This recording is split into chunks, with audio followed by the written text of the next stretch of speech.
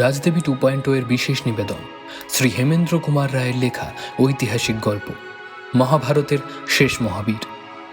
রাজদেবী production কোনো রকমের কুসংস্কারকে প্রশ্রয় দেয় না। আমরা আশা করছি আপনারা শুধুমাত্র গল্প শোনার আনন্দেই গল্পটি গ্রহণ করবেন। গল্প পাঠে রাজপ্রতাপ, গল্পে সূত্রধার আমি সন্তু। শুরু হচ্ছে মহাভারতের শেষ মহাবীর। কুরুক্ষেত্র এ নাম শুনলে আজও প্রত্যেক হিন্দুর ধমনীতে ধমনীতে চঞ্চল হয়ে ওঠে রক্তস্রোত। এ কেবল কুরু পাণ্ডবের আত্মঘাতী যুদ্ধক্ষেত্র নয়, এখানেই প্রথমে পার্থ সারথী রূপে ভগবানের অবতার শ্রীকৃষ্ণের পবিত্র মুখে আত্মপ্রকাশ করেছিল গীতার মহাবাণী। ষষ্ঠ শতাব্দীর দ্বিতীয়ার্ধে কুরুক্ষেত্র বা স্থানেশ্বরের সিংহাসনে বসেছিলেন প্রভাকর বর্ধন। তখন গুপ্ত সাম্রাজ্যের পতন হয়েছিল বটে, কিন্তু গুপ্ত বংশীয় ক্ষুদ্রতর রাজারা তখনও ভারতবর্ষের মধ্যে সবচেয়ে সম্ভ্রান্ত বলে গণ্য হতেন। প্রভাকর বর্ধনের রানী ছিলেন যশোমতী। তিনি গুপ্ত বংশজাতা এবং সেই জন্যে তার স্বামী নিজেকে ভাগ্যবান বলে মনে করতেন। তাদের দুই পুত্র, জ্যেষ্ঠ রাজ্যবর্ধন এবং কনিষ্ঠ হর্ষবর্ধন। রাজশ্রী নামে তাদের এক কন্যার নাম ইতিহাসে বিখ্যাত হয়ে আছে। তিনি ছিলেন কন্যাকুজের অধিপতি গ্রহ বর্মার সহধর্মিণী। তখন ভারতের প্রত্যেক রাজাই ভাবতেন বাহুবলে পরের রাজ্য অধিকার করাই হচ্ছে রাজার বা বীরের ধর্ম। তবে গুপ্ত রাজকন্যা যশোমতীকে বিবাহ করে প্রভাকর বর্ধনের উচ্চাকাঙ্ক্ষা ক্রমেই উচ্চতর হয়ে উঠেছিল। উত্তরে পাঞ্জাবের কয়েকটি প্রদেশ দখল করে দক্ষিণে মধ্য ভারতের মালব দেশ পর্যন্ত তিনি নিজের বিজয় পতাকা বয়ে নিয়ে গেলেন। মালবের দেবগুপ্তকে সামন্ত রাজরূপে মালবের সিংহাসনে বসিয়ে প্রভাকর বর্ধন আবার স্থানেশ্বরে ফিরে এলেন। 604 খ্রিস্টাব্দ। খবর এলো উত্তর পশ্চিম পাঞ্জাবের দুর্ধর্ষ হুনরা আবার বিদ্রোহ ঘোষণা করেছে। রাজ্যবর্ধন, আমার বয়স বাড়ছে, বৃদ্ধ হয়ে পড়ছি। অদূর ভবিষ্যতে তুমিই হবে মহারাজা। আমি থাকতে থাকতেই তোমার উচিত রাজকার্যে অভ্যস্ত হওয়া। বিজাতীয় হুনরা বিদ্রোহী হয়েছে, তুমি তাদের দমন করতে যেতে পারবে কি? ক্ষত্রিয় আমি, হাতে অস্ত্র তুলে নেওয়াই আমার কর্তব্য। মহারাজের আদেশ হলেই আমি যুদ্ধযাত্রা করতে পারি। উত্তম বৎস, এবারে হুনদের এমন শিক্ষা দিয়ে আসবে ভবিষ্যতে তারা যেন আর মাথা তুলে দাঁড়াতে না পারে। কিন্তু মনে রেখো যুবরাজ, এই হুনরা সহজ শত্রু নয়। তোমার জননীর পূর্বপুরুষরা এক সময় ছিলেন ভারতবর্ষের সম্রাট, কিন্তু দুরাত্মা হুনদের দৌরত্বেই তাদের বিপুল সাম্রাজ্য আজ পরিণত হয়েছে অতীতের স্বপ্নে। মনে রাখবো মহারাজ। 15 বছরের ছোট রাজকুমার হর্ষবর্ধন বাবার নয়নের মণি। তিনি তাড়াতাড়ি এগিয়ে এলেন। পিতা, আমিও কি ক্ষত্রিয় নই? দাদা যাবেন যুদ্ধে আর আমি বসে থাকবো রাজপ্রাসাদে? কেন, আমার কি অস্ত্র শিক্ষা হয়নি? এখন সময় হয়নি পুত্র, যথা সময়ে তুমিও যুদ্ধে যাবে বৈকি। না পিতা, আমি যুদ্ধে যাওয়ার জন্য প্রস্তুত। এক কোপে ওই হুনদের মাথা কেটে ফেলতে পারি। আমি দাদার থেকে কোনো অংশে কম নই। এই সুযোগে এইটুকু প্রমাণ করার ক্ষমতা আছে। বেশ বাছা, তুমিও কিছু সৈন্য নিয়ে যুবরাজের পিছনে পিছনে যাও। যুদ্ধক্ষেত্রের অনতি দূরে পার্বত্য অরণ্যে তুমি মৃগয়ার সুযোগ পাবে। সেইখানে শিবির স্থাপন করো। দরকার হলে যুবরাজ তোমাকে আহ্বান করবেন। এ ব্যবস্থা মন্দের ভালো। হর্ষবর্ধন আর কিছু বললেন না। নীল আকাশের অনেকখানি আচ্ছন্ন করে দাঁড়িয়ে আছে পর্বতের পর পর্বত, নীল মেঘমালার মতো। তাদের শিখরগুলো বিপুল শূন্য ভেদ করে উঠে গিয়েছে উপর দিকে। তারা যেন কোনো দুর্গম দানব লোকের কোলে পাথরে গড়া সারি সারি পূজা দেউল। সেই পার্বত্য রাজ্যের নিচের দিকটা আচ্ছন্ন করে আছে বহু দূর পর্যন্ত বিস্তৃত এক গভীর জঙ্গল। হঠাৎ অদূরে জেগে উঠল বিশাল এক জনতার উত্তেজিত কোলাহল। সঙ্গে সঙ্গে শোনা গেল হাতির হুঙ্কার এবং অসংখ্য ঘোড়ার খুরের শব্দ। চঞ্চল হয়ে উঠল অরণ্য অমানুষ বাসিন্দারা। এসব বিপজ্জনক ধ্বনি তাদের কাছে অপরিচিত নয়। মানুষদের ভয়ালো সাড়া পেয়ে তারা সবাই আতঙ্কে শিউরে উঠে যে যেদিকে পারল সরে পড়ল। বনে আজ শিকার করতে বেরিয়েছেন স্থানেশ্বরের রাজকুমার হর্ষবর্ধন। সঙ্গে আছে তার বয়স্যরা এবং সৈন্যগণ। হঠাৎ অরণ্য পথে দেখা দিলে আর এক অশ্বারোহী। দূর থেকেই সে চিৎকার করে বললে, রাজকুমার, রাজকুমার ক্ষান্ত হন, এখনই ঘোড়া থামান। রাশ টেনে ধরতেই হর্ষবর্ধনের ঘোড়া দাঁড়িয়ে পড়ল এবং সেই অবসরে এক লাফ মেরে পাশের ঝোপের ভিতরে অদৃশ্য হয়ে গেল বরাহটা। এমন অসময়ে এসে আমাকে বাধা দিলে? কে তুমি? রাজকুমার, আমি মহারাজাধিরাজ প্রভাগবর্তনের বার্তাবাহ। কি বার্তা তুমি এনেছো? মহারাজা মৃত্যুশয্যায় শায়িত। সে কি? আমি যে বাবাকে সম্পূর্ণ সুস্থ অবস্থায় দেখে এসেছি।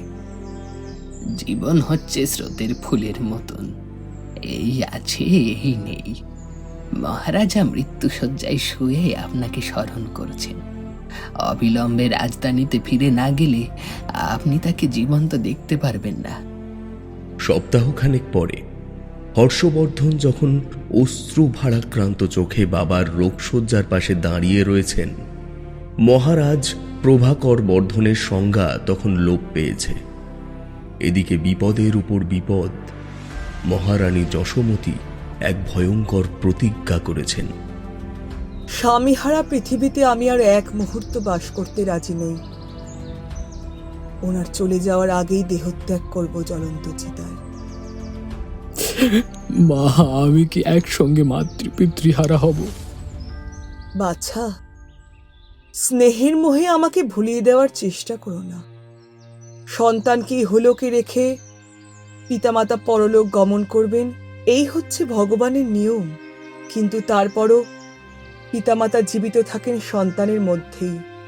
সুতরাং আমাদের অভাব তোমাকে অনুভব করতে হবে না। ধার্মিক হও, বীর্যবান হও, আর্যাবর্তের গৌরব হও। তোমার প্রতি এই আমার শেষ আশীর্বাদ। মহারানী, মহারাজের অবস্থা দেখে মনে হচ্ছে আজকের রাত কাটে কিনা সন্দেহ। এখন আমাদের কর্তব্য কি? যুবরাজ সুদূর রণস্থলে, কিন্তু রাজ সিংহাসন তো এক মুহূর্ত শূন্য থাকতে পারে না। তবে কি আমরা ছোট রাজকুমারকে এই সিংহাসনের অধিকারী বলে মনে করব? প্রধানমন্ত্রী, জ্যেষ্ঠ কনিষ্ঠ জননীর কাছে সব পুত্রই সমান। যাকে যোগ্য মনে করেন তাকেই আপনারা সিংহাসনের ওপর স্থাপন করতে পারেন। আমি এখন পরলোকের যাত্রী। এসব ব্যাপার নিয়ে আর কেন আমার সাথে পরামর্শ করতে এসেছেন? আমার চোখের সামনে এখন জেগেছে কেবল স্বামী দেবতার পবিত্র পাদপদ্ম। তাই দেখতে দেখতে এইবার আমি অগ্নিশয্যায় পা দেব। বলতে বলতে তিনি সেখান থেকে বেরিয়ে গেলেন দ্রুত পদে। প্রধানমন্ত্রী ধন্দে পড়লেন। তাই তো, মহারাজ এখন প্রায় শেষ অবস্থায়। মহারানীও আমাদের কোনো স্পষ্ট নির্দেশ দিয়ে গেলেন না। আমাদের কর্তব্য কি কিছুই বুঝতে পারছি না। আপনাদের কর্তব্য তো খুব স্পষ্ট। কি রকম? পিতৃদেবের মৃত্যু সুনিশ্চিত। এখন আপনাদের কর্তব্য হলো যুবরাজের জন্য অপেক্ষা করা। রাজকুমার, আপনি বালক, তাই এমন কথা বলতে পারলেন। শূন্য সিংহাসন যে কত বিপদের আধার, সে জ্ঞান এখনো আপনার হয়নি। কার জন্য আমরা অপেক্ষা করব? যুবরাজ, তিনি গিয়েছেন ভয়াবহ হুনদের সঙ্গে যুদ্ধ করতে। যুদ্ধে তিনি যদি বারবার পরাজিত হন তাহলেও ততটা চিন্তার কারণ নেই, কারণ এর পরেও শত্রুদের দ্বিতীয়বার বাধা দেবার সুযোগ হতে পারে। কিন্তু ভগবান না করুন, যুদ্ধে যদি যুবরাজের মৃত্যু হয় তাহলে এই বিশাল সাম্রাজ্যকে রক্ষা করবে কে? রক্ষা করব আমি। দাদার অবর্তমানে আমি আছি। কিন্তু মন্ত্রী মহাশয়, এটুকু ভালো করেই জেনে রাখবেন, যুবরাজ বর্তমানে থাকতে কোনোদিনই আমার মনে ঠাঁই পাবে না এই তুচ্ছ রাজ্যলোভ। হর্ষবর্ধনের কচি মুখে এখনো দেখা যায়নি গোফের রেখা। সেই শিশুর মতো সরল মুখের পানে তাকিয়ে প্রবীণ মন্ত্রী মনের ভিতর থেকে একটুও জোর পেলেন না। তোমার মুখ দেখলে এখনো তোমাকে নারী বলেই সন্দেহ হয়। কোন যুদ্ধে যুবরাজের পতন হলে তুমি রাজ্য রক্ষা করবে বটে। হর্ষবর্ধন দাঁড়িয়েছিলেন প্রাসাদের এক জানলার সামনে। বাইরের দিকে তাকিয়ে হঠাৎ তিনি বলে উঠলেন, দেখুন মন্ত্রী মশাই, ওই দেখুন। কি রাজকুমার? এক অশ্বরোহী সৈনিক ঘোড়ায় চড়ে প্রাসাদের সিংহদ্বারে এসে নামল। নিশ্চয়ই যুদ্ধক্ষেত্রের কোনো খবর এনেছে। পরক্ষণেই শোনা গেল ঘন ঘন ভেরি দামামা ও বহু কণ্ঠের উচ্চ জয়ধ্বনি। তাহলে কি যুবরাজ হুন যুদ্ধে জিতে ফিরে আসছেন? নিশ্চয়ই।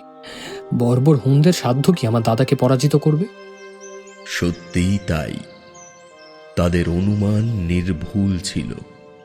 প্রাসাদের প্রধান প্রহরী ছুটে এসে খবর দিল, রণক্ষেত্র থেকে অগ্রদূত সংবাদ বহন করে এনেছে। মহাবীর রাজ্যবর্ধনের প্রবল প্রতাপের সামনে দুর্বৃত্ত হুন দস্যুদল ঝটিকাতারি তৃণদলের মতন নিশ্চিহ্ন হয়ে গেছে। অসংখ্য হুন বন্দী নিয়ে যুবরাজ রাজধানীর দিকে আগমন করছেন। চারিদিকে শোক দুঃখের সঙ্গে আনন্দের বিচিত্র অবস্থান। মহারানী যশোমতীর চিতা নিপতে না নিপতেই মহারাজ ধীরাজ প্রভাকর বর্ধনের অন্তিম নিঃশ্বাস মিলিয়ে গেল অনন্তের অতলে। যুবরাজ রাজ্যবর্ধন ঘরে ফিরে এলেন। তার মুখে দেখা গেল না যুদ্ধ জয়ের কোনো আনন্দের নিদর্শন। রাজ্যবর্ধনও তরুণ যুবক, হর্ষবর্ধনের চেয়ে মাত্র 4 বছরের বড়। যথাসময়ে তিনি সিংহাসনে বসলেন বটে, কিন্তু ভাগ্য তার প্রতি সুপ্রসন্ন হল না। তিনি ভালো করে সিংহাসনে বসতে না বসতেই পাওয়া যেতে লাগল দুঃসংবাদের পর দুঃসংবাদ। প্রথমেই শোনা গেল মালব দেশের গুপ্ত বংশীয় রাজা দেবগুপ্ত বিদ্রোহ ঘোষণা করেছেন। রাজ্যবর্ধন মন্ত্রণা সভা ডাকলেন, কিন্তু মন্ত্রণা সভার কর্তব্য স্থির হতে না হতেই পাওয়া গেল চরম দুঃসংবাদ। মালবরাজ দেবগুপ্ত কন্যা কুব্জ আক্রমণ করেছেন। সেখানকার রাজা এবং রাজ্যবর্ধনের সহোদরা রাজশ্রী দেবীর স্বামী গ্রহবর্মা যুদ্ধে পরাজিত ও নিহত হয়েছেন। রাজশ্রীও বন্দিনী। সাধারণ দস্যুর স্ত্রীর মতো তার 2 পায়ে পরিয়ে দেওয়া হয়েছে লৌহ শৃঙ্খল। কি বললেন আপনি? কেবল তাই নয়, মগধ গৌড় রাঢ় দেশের গুপ্ত বংশীয় মহারাজা শশাঙ্ক নরেন্দ্র গুপ্ত মালবপতির সঙ্গে যোগ দেবার জন্যে সসৈন্য এগিয়ে আসছেন দ্রুত বেগে। আমার নিরপরাধ ভগিনীর অপমান? আমি এক্ষুনি যুদ্ধে যাব। কিন্তু মহারাজ, আমাদের সমগ্র বাহিনী এখনো প্রস্তুত হওয়ার সময় পায়নি। চাই না তোমাদের সব বাহিনী। আমার সঙ্গে চলুক কেবল 10,000 অশ্বারোহী। দুরাচার দেবগুপ্তের মতো তুচ্ছ পতঙ্গের ডানা কেটে ফেলতে এই কজন সৈন্যই যথেষ্ট। রাজকন্যা বিধবা, আমার সহোদরা বন্দিনী। আমি কি আর এক মুহূর্ত অপেক্ষা করতে পারি? মধ্য ও পশ্চিম ভারত মহারাজ ধীরাজ প্রভাকর বর্ধনের অধিকারভুক্ত ছিল বটে, কিন্তু উত্তর পূর্ব ভারতেও তার মতনই ক্ষমতাশালী আর এক নরপতি ছিলেন। তার নাম শশাঙ্ক নরেন্দ্রগুপ্ত। উত্তর পূর্ব ভারতের মগধ, গৌড় ও রাঢ় দেশে শশাঙ্কের অধীনতা স্বীকার করেছিল। এমনকি দক্ষিণ উড়িষ্যার কঙ্গদ মণ্ডলের মাধব বর্মাও ছিলেন তার সামন্ত রাজা। মহারাজা শশাঙ্কের মনে ছিল অত্যন্ত উচ্চাকাঙ্ক্ষা। শশাঙ্কের প্রবল ইচ্ছা ছিল যে আবার তিনি ফিরিয়ে আনবেন গুপ্ত বংশের পূর্ব গৌরব। এই ইচ্ছার বশবর্তী হয়ে তিনি জয় করতে লাগলেন রাজ্যের পর রাজ্য। কেবল মগধ, রাঢ় ও গৌড়বঙ্গের অধীশ্বর হয়ে তিনি তুষ্ট হতে পারলেন না। তিনি দেখলেন কামরূপের রাজা ভাস্কর বর্মা কর্ণসুবর্ণ পর্যন্ত আক্রমণ ও অধিকার করতে সাহসী হয়েছেন। তিনিও তখন কামরূপ রাজকে আক্রমণ ও পরাজিত না করে নিশ্চিন্ত হতে পারলেন না। এমন সময়ে গুপ্তবংশীয় আর এক রাজা মালবের দেশগুপ্তের কাছ থেকে এলো এক আমন্ত্রণ লিপি। মহারাজা শশাঙ্ক নরেন্দ্রগুপ্ত, একই পবিত্র বংশে আমাদের জন্ম। আমাদের দুজনেরই দেহের ভিতরে আছে একই পূর্বপুরুষের রক্ত। সেই রক্তের দোহাই দিয়ে আমি আপনার সাহায্য চাইছি। গুপ্ত বংশের সন্তান আমি। এতদিন বাধ্য হয়েই স্থানেশ্বরের প্রভাকর বর্ধনের প্রাধান্য স্বীকার করেছিল, কিন্তু এতদিন পর ভগবান মুখ তুলে চেয়েছেন। প্রভাকর বর্ধন আর ইহলোকে বিদ্যমান নেই, তার দুই পুত্র অপ্রাপ্তবয়স্ক। তাই আমি বিদ্রোহ ঘোষণা করেই ক্ষান্ত হইনি। প্রভাকর বর্ধনের জামাতা কান্যকুজের মুখর বংশীয় রাজা গ্রহবর্মাকে যুদ্ধে পরাস্ত ও নিহত করেছি, এবং তার সহধর্মিণী রাজশ্রীও এখন আমার হস্তে বন্দিনী। কিন্তু আমার লোকবল আপনার মতো প্রবল নয়। গুপ্তচরের মুখে সংবাদ পেল স্থানেশ্বরের নতুন রাজা রাজ্যবর্ধন আমার বিরুদ্ধে যুদ্ধযাত্রা করেছেন। আমার এই দুঃসময়ে আপনি যদি আমাকে সাহায্য করতে আসেন, তাহলে কেবল যে আমি একাই উপকৃত হব তা নয়, আমরা দুইজনে মিলে হয়তো আমাদের পূর্বপুরুষের হৃত গৌরব পুনরুদ্ধার করতে পারব। মহাশয়ের অভিমত অবিলম্বে জানতে পারলে বাধিত হব। ইতি দেবগুপ্ত। মধ্য ও পশ্চিম ভারত পর্যন্ত নিজের অধিকার বিস্তৃত করবার এমন সুযোগ শশাঙ্ক ছাড়তে পারলেন না। তিনি উত্তরে লিখলেন, মহারাজা দেবগুপ্ত, আপনার সাহায্যের জন্য আমি যত শীঘ্র সম্ভব যাত্রা করব। কিন্তু বিনা অপরাধে আপনি রাজশ্রী দেবীকে বন্দিনী করেছেন কেন? এই যে গুপ্ত বংশের পক্ষে কলঙ্কের কথা। গুপ্ত বংশের কেউ কোনোদিন নারীর বিরুদ্ধে হাত তোলেননি। অতএব অবিলম্বে রাজশ্রী দেবীকে মুক্তিদান করলে আমি অত্যন্ত আনন্দিত হব। ইতি শশাঙ্ক। দেরি না করে মহা সমারোহে শশাঙ্ক সৈন্যসজ্জা আরম্ভ করলেন। কয়েকদিনের মধ্যেই মহারাজা শশাঙ্কের সৈন্যসজ্জা সমাপ্ত হল। বিপুল এক বাহিনী নিয়ে তিনি মালবরাজ দেবগুপ্তকে সাহায্য করবার জন্য অগ্রসর হলেন। তার মনে আনন্দের সীমা নেই। এতদিন পরে তিনি পেয়েছেন দিগ্বিজয়ে যাত্রা করবার সুযোগ।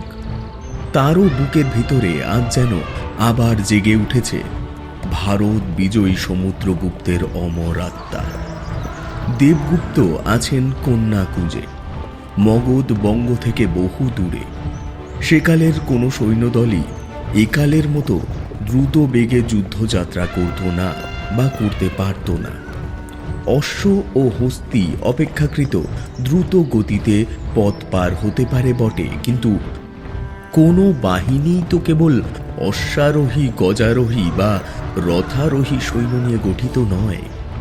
সঙ্গে সঙ্গে থাকে অসংখ্য পদাতিক, এবং তাদেরও পিছনে ফেলে রেখে এগিয়ে চলে যাওয়া যায় না।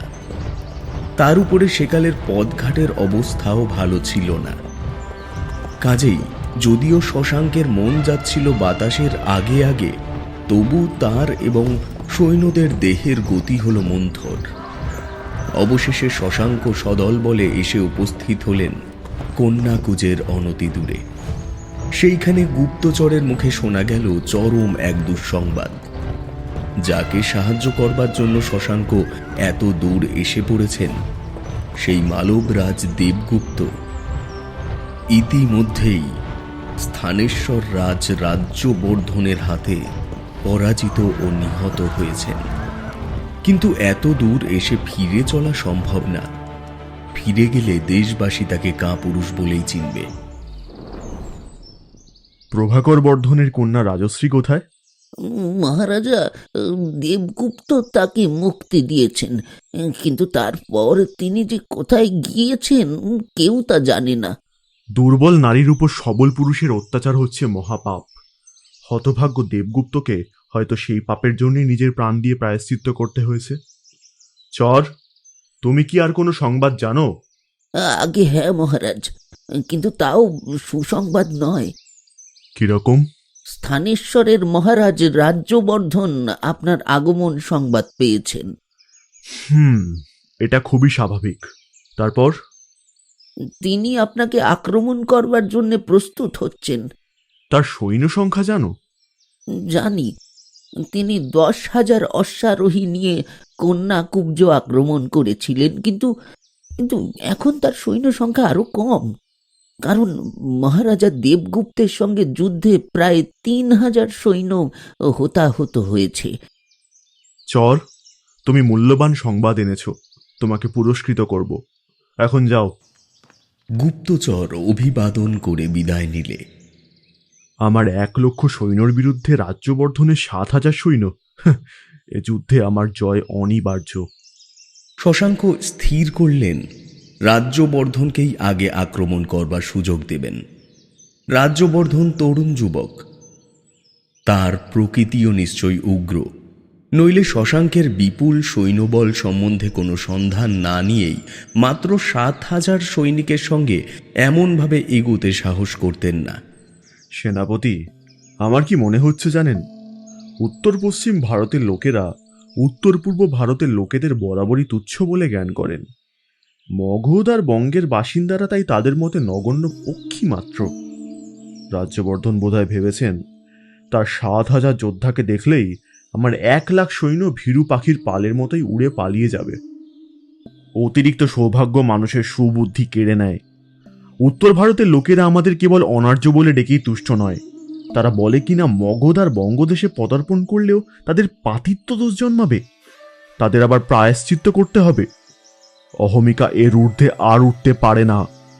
অতিদর্পে লঙ্কা আর অতিমানে কৌরবদের পতন হয়েছিল, আজকেও আবার তারই পুনরাভিনয় হবে। সেনাপতি মহাশয়, আপনি অর্ধচন্দ্র ব্যূহ বানিয়ে শত্রুদের জন্য অপেক্ষা করুন। ব্যূহের দক্ষিণ আর বাম বাহুতে রাখুন রথারোহী সৈন্যদের।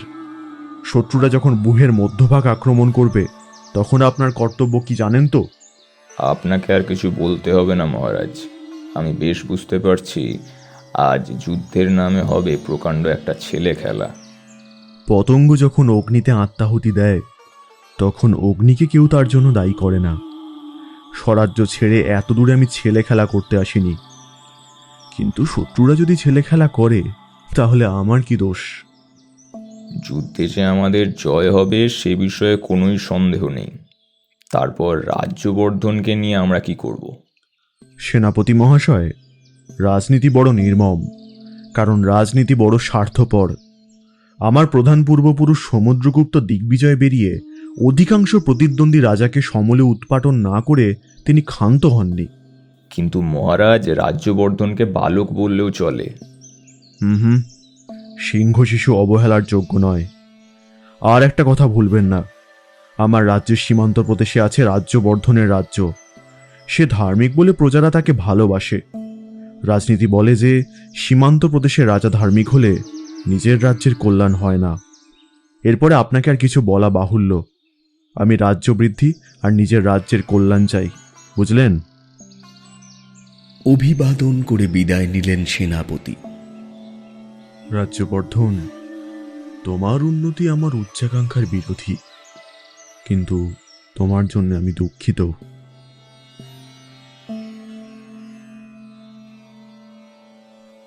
রাজ্যবর্ধন দুর্ধর্ষ হুন, সমরে বিজয়ী হয়ে ইতিহাসে স্থায়ী খ্যাতি অর্জন করেছেন।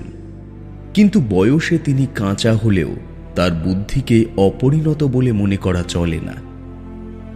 তারও আগে তারই মতো বয়সে গ্রিক দিগ্বিজয়ী আলেকজান্ডার অসাধারণ সামরিক জ্ঞানের পরিচয় দিয়েছিলেন, কিন্তু এই ক্ষেত্রে রাজ্যবর্ধনের মস্তিষ্কের স্থিরতা ছিল না। একে তার সহোদরার স্বামী নিহত, তার উপরে বিধবা রাজশ্রীও নিরুদ্দেশ এবং তারও উপরে পঞ্চনদ অঞ্চলের সাধারণ কুসংস্কারের বশবর্তী হয়ে তিনিও সত্য সত্যই মনে করেছিলেন যে স্থানেশ্বরের ৭,০০০ সৈন্য বঙ্গাধিপের লক্ষ সৈন্যের চেয়েও বলবান। এই ভ্রান্ত ধারণার অবশ্যম্ভাবী ফল ফলতেও দেরি লাগল না। শশাঙ্ক যে ফাঁদ পেতেছিলেন, রাজ্যবর্ধন সেই ফাঁদেই পা দিলেন অন্ধের মতো। স্থানেশ্বরের ৭,০০০ অশ্বারোহী মগধবঙ্গের বিপুল বাহিনীর মধ্যভাগ আক্রমণ করল। মগধবঙ্গের মধ্যভাগের গজারোহী পদাতিক ও অশ্বারোহী সৈন্যগণ তাদের বাধা দিতে লাগল এবং সেই অবকাশে তাদের অর্ধচন্দ্র ব্যূহের দক্ষিণ ও বাম বাহুও এগিয়ে এসে কাবু করল স্থানেশ্বরের বাহিনীকে। ঠিক বেড়াজালের মধ্যে আবদ্ধ হয়েও রাজ্যবর্ধনের সৈন্যরা যুদ্ধ করতে লাগলো বটে, কিন্তু বিপুল বিক্রমে। কিন্তু ১,০০,০০০ সামনে ৭,০০০-এর শক্তি কতটুকু? দেখতে দেখতে স্থানেশ্বরের ক্ষুদ্র বাহিনী নিঃশেষে হারিয়ে গেল সমুদ্রের মাঝখানে, ঠিক নদীর মতোই। শিবিরের বাইরে যুদ্ধের কোলাহল, অস্ত্রে অস্ত্রে ঝংকার, আহতের আর্তনাদ, যোদ্ধার গর্জন, দামামার ডিম ডিম ডিম। কিন্তু মহারাজ শশাঙ্ক তখন জনৈক পরিষদের সঙ্গে নিশ্চিন্ত মনে দাবা বোড়ে খেলার মন দিয়েছিলেন। জ্যোতিষী না হলেও তিনি জানতেন যে আজকের যুদ্ধের ফলাফল কি হবে। বার্তাবহ সংবাদ নিয়ে এলো স্থানেশ্বরের বাহিনী প্রায় নির্মূল, রাজ্যবর্ধন নিহত। নিহত? কার হাতে? সেনাপতি মহাশয় স্থানেশ্বরের মহারাজকে স্বহস্তে বধ করেছেন। শশাঙ্ক স্তব্ধ হয়ে রইলেন গম্ভীর মুখে। পণ্ডিতরা বলেন অমঙ্গল থেকেই মঙ্গলের উৎপত্তি হয়। উচ্চাকাঙ্ক্ষার আর এক ধাপ উপরে উঠলুম। স্থানেশ্বরের অমঙ্গলের উপরে মগধবঙ্গের মঙ্গলের প্রতিষ্ঠা। এজন্যে রাজনীতি আমাকে অপরাধী বলে মনে করতে পারবে। ভোরবেলার সময় স্থানেশ্বরের রাজপ্রাসাদ। রাজকুমার হর্ষবর্ধন আপন মনে কাব্য রচনা করছিলেন। কৃপান এবং লেখনী এই দুটি হর্ষবর্ধনের কাছে ছিল সমান প্রিয়। বালক বয়স থেকে ভালোবাসতেন তিনি কবিতাকে এবং পরিণত বয়সে এই কাব্যানুরাগ তাঁর খ্যাতিকে কতখানি অমর করে তুলেছিল সেটা বলার অপেক্ষা রাখে না। প্রথম শ্লোকটি শেষ করতে না করতেই হঠাৎ বিঘ্ন উপস্থিত হল। সেনাপতি অপেক্ষা করছেন। যুদ্ধক্ষেত্র থেকে তিনি দুঃসংবাদ নিয়ে এসেছেন। দুঃসংবাদ? কি দুঃসংবাদ? আমি জানি না প্রভু। বেশ, সেনাপতিকে এখানে আসতে বলো। সেনাপতি সিংহনাদ ঘরের ভেতর এসে দাঁড়ালেন। তার মুখ চোখ উদ্ভ্রান্তের মতো। কি ব্যাপার সেনাপতি? হর্ষবর্ধনের বুকের মধ্যে দিয়ে যেন উল্কা গতির প্রচণ্ড ঝড় বয়ে গেল। খসে পড়ল তার হাত থেকে লেখনী। সেনাপতি কি বললেন? দুষ্ট গৌর ভুজঙ্গের দংশনে মহারাজা হর্ষবর্ধন স্বর্গে প্রস্থান করেছেন? আগে হ্যাঁ দেব। গৌর ভুজঙ্গ, মাধববঙ্গের রাজা শশাঙ্ক, সেই গৌরাধম হত্যা করেছে আমার দাদাকে। আগে হ্যাঁ দেব, কেবল তাকেই হত্যা নয়, সেই দুরাচারের কবলে পড়ে আমাদের ৭,০০০ সৈন্য একেবারে ধ্বংস হয়ে গিয়েছে। আর আমার দিদি রাজশ্রী, তার খবর কি? দাদা তো তাকে উদ্ধার করতে গিয়েছিলেন। স্থানেশ্বরের রাজকন্যার কথা কেউ সঠিক বলতে পারছে না। কেবল এইটুকু জানা গিয়েছে যে তিনি এখন আর বন্দিনী নন, কিন্তু মহারাজা রাজ্যবর্ধনও তার সন্ধান পাননি। লোকের মুখে প্রকাশ রাজকন্যা নাকি বিন্ধ্য পর্বতের কোথায় গিয়ে আত্মগোপন করে আছেন। হর্ষবর্ধন আবার কি জিজ্ঞাসা করতে যাচ্ছিলেন, এমন সময়ে ঘরের ভিতরে এসে দাঁড়ালেন তার ভাতৃ সম্পর্কীয় ভণ্ডী ও আরো কয়েকজন মন্ত্রী। কুমার হর্ষবর্ধন, রাজ্যের চারিদিকে ভীষণ আতঙ্কের সৃষ্টি হয়েছে। স্থানেশ্বরের সিংহাসন আবার শূন্য। মহারাজা রাজ্যবর্ধনের শোচনীয় অকাল মৃত্যু আমাদের সকলকেই স্তম্ভিত করে দিয়েছে বটে, কিন্তু এখন আমাদের আত্মহারা হবার বা শোক করবার অবকাশও নেই। হর্ষবর্ধন, রাজ্যের মঙ্গলের জন্য এখনই তোমাকে মুকুট ধারণ করতে হবে। মুকুট? আমি এখন মুকুট ধারণ করব? ছাড়ো এই মুকুট। আমার অত্যাচারিত অভাগিনী বিধবা বোন নিরুদ্দেশ আমার দাদার স্থানেশ্বরের মহারাজের পবিত্র মৃতদেহ নিয়ে এখন হয়তো কারাকারি করছে শকুনের দল। এই সময় মুকুট ধারণ করব আমি? আপনারা জ্যেষ্ঠ, আপনারা জ্ঞানী, কিন্তু কিন্তু এ কি বলছেন আপনারা? মুকুট এখন আমার কাছে তুচ্ছাদীপ তুচ্ছ। এখন আমার কাম্য কেবল প্রতিহিংসা, প্রতিহিংসা আর প্রতিহিংসা। আজ আপনারা সকলে আমার এই প্রতিজ্ঞা শুনে রাখুন, যতদিন না আমার দাদার শত্রুদের শাস্তি দিতে পারছি ততদিন আমি ডান হাত দিয়ে অন্ন গ্রহণ করব না। হর্ষবর্ধনের সামনে রয়েছে এখন দুটি প্রধান কর্তব্য: শশাঙ্ককে শাস্তি দেওয়া এবং ভগিনী রাজশ্রীকে উদ্ধার করা। কিন্তু সর্বাগ্রে রাজশ্রীর সন্ধান না নিলে চলবে না। রাজশ্রী হর্ষের চেয়ে ৮-১০ বছরের বড় ছিলেন। দিদিকে তিনি কেবল ভালোবাসতেন না, তাকে দেখতেন অত্যন্ত শ্রদ্ধার চোখে। দেব, রাজশ্রী দেবীকে আগে উদ্ধার করতে গেলে গৌড়ধিপতি যদি পালিয়ে যায়? বঙ্গ হচ্ছে দুর্গম দেশ, সেখানকার লোকেদের আশ্রয় কেবল স্থলপথ নয়, জলপথও। একবার সে পালানোর সুযোগ পেলে আর কি আমরা তাকে ধরতে পারবো? হয়তো পারবো না, তবুও উপায় নেই। রাজশ্রী দেবীর ধমনীতে বইছে আমার স্বর্গীয় বাবার পবিত্র রক্ত। তার উপরে আমি বাবা মাকে হারিয়েছি, একমাত্র ভাইকে হারিয়েছি। পৃথিবীতে এখন দিদি ছাড়া আমার আর আপনজন নেই। আমার দিদির সঙ্গে ১০০ শশাঙ্কর তুলনা হয় না। আগে দিদিকে ফিরিয়ে আনি, তারপর অন্য কথা। আমার প্রতি আপনার কি আদেশ? আপনি এখন থেকে নতুন সৈন্য সংগ্রহ করার চেষ্টা করুন। ইতিমধ্যেই আমি ১,০০০ লোক নিয়ে দিদির সন্ধানে যাত্রা করব। ফিরে এসে যেন সৈন্যদলকে প্রস্তুত অবস্থায় দেখতে পাই।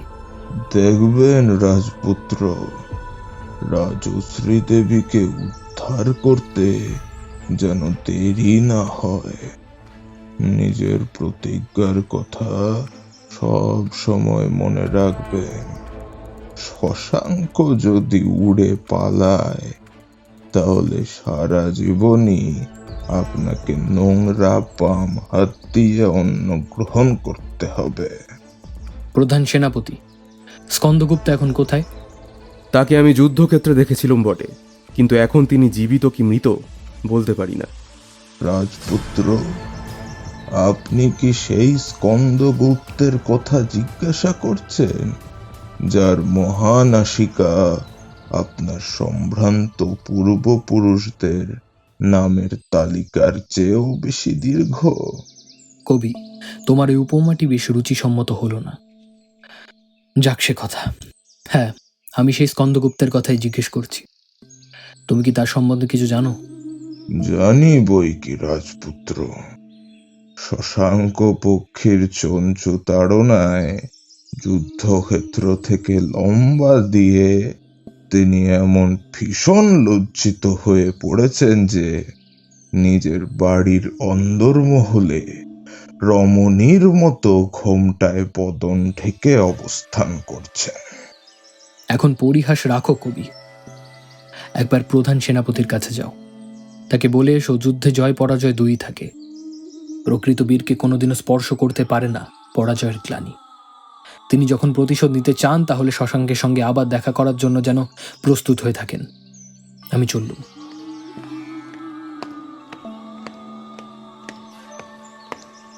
বাপু সিংহনাথ, স্কন্দগুপ্তের কেবল অতি দীর্ঘ নাসা নয়, তার কেশও অতি পক্ক। রাজপুত্র শ্রীহর্ষ তাকে যে কথাগুলি বলতে বললেন তা শুনলে তিনি কি মনে করবেন বলো দেখি? কি মনে করবেন? মনে করবেন ছেলেটি গোঁফ না গজাতেই জ্যাঠা মহাশয় হবার চেষ্টা করছে।